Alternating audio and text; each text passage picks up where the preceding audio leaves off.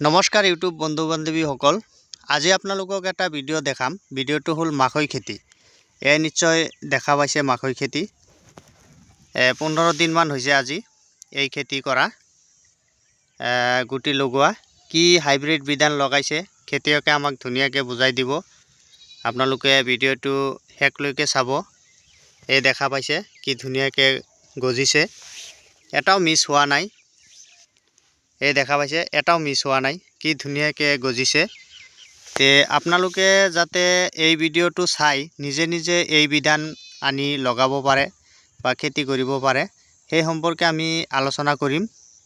আৰু কিমান সাৰ ব্যৱহাৰ কৰিছে, কিমান গোবৰ সাৰ দিছে, চৰকাৰী সাৰ কিমান দিছে, সেই সম্পৰ্কে আমি আজি আলোচনা কৰিম। আপোনালোকে নিশ্চয় ভিডিঅ'টো শেষলৈকে চাব। আৰু এই চাইছে লেট জাল দি বেৰা মাৰি দিছে, যাতে গৰু ছাগলী আহি নষ্ট কৰিব নোৱাৰে। এই চাইছে আৰু আধাখিনি হেঙাৰ মৰা বাকী আছে, গতিকে এইখিনিও মাৰিব। গতিকে আমি খেতিয়কৰ পৰা জানিম আজি। আপোনালোকে ভিডিঅ'টো শেষলৈকে চাব। তেওঁ কেইবিঘা মাটি লগাইছে, 1 বিঘা মাটিত কিমান সাৰ বৰ্তমান দিছে, সেই সম্পৰ্কেও বুজাই দিব আমাক।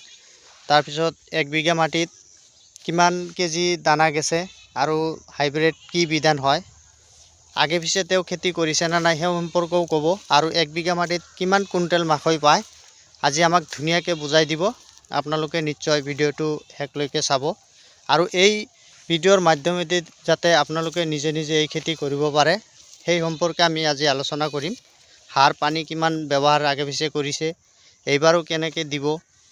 এইটো চাই আছে এই গাছ, এইটো বেছি দিন হোৱা নাই, আইডিয়াৰ 15 দিনমান হৈছে।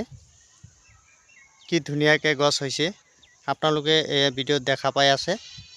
আৰু কিমান ইঞ্চি দূৰত্ব দিছে শাৰীবিলাক দেখা পাই আছে, সেইটো আমাক বুজাই দিব।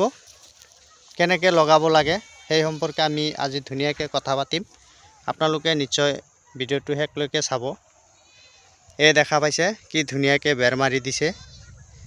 এয়া আৰু আধাখিনি বাকী আছে, দিব, সেইখিনিও দিব। আৰু খেতিয়কে কিমান বিঘা মাটি লগাইছে, আগে পিছে লগাইছে না নাই, সেই সম্পৰ্কেও আমাক আজি ধুনীয়াকৈ ক'ব। আপোনালোকে নিশ্চয় ভিডিঅ'টো শেষলৈকে চাব। এয়া দেখা পাইছে, যাতে বেলেগৰ গৰু ছাগলী আহি নষ্ট কৰিব নোৱাৰে, সেইকাৰণে ধুনীয়াকৈ বেৰ মাৰি দিছে। এই দেখা পাইছে। আপোনালোকে ভিডিঅ'টো শেষলৈকে চাব, তেতিয়াহ'লে বুজি পাব। আৰু খেতিয়ক আছে আমাৰ লগত, আমি এই খেতিয়কৰ ওচৰত যাই আছোঁ। খেতিয়কে আমাক ধুনীয়াকৈ বুজাই দিব তেওঁ কেনেকৈ খেতি কৰে মাকৈ খেতি, সেই সম্পৰ্কে আমি আলোচনা কৰিম আজি। আপোনালোকে নিশ্চয় ভিডিঅ'টো শেষলৈকে চাব।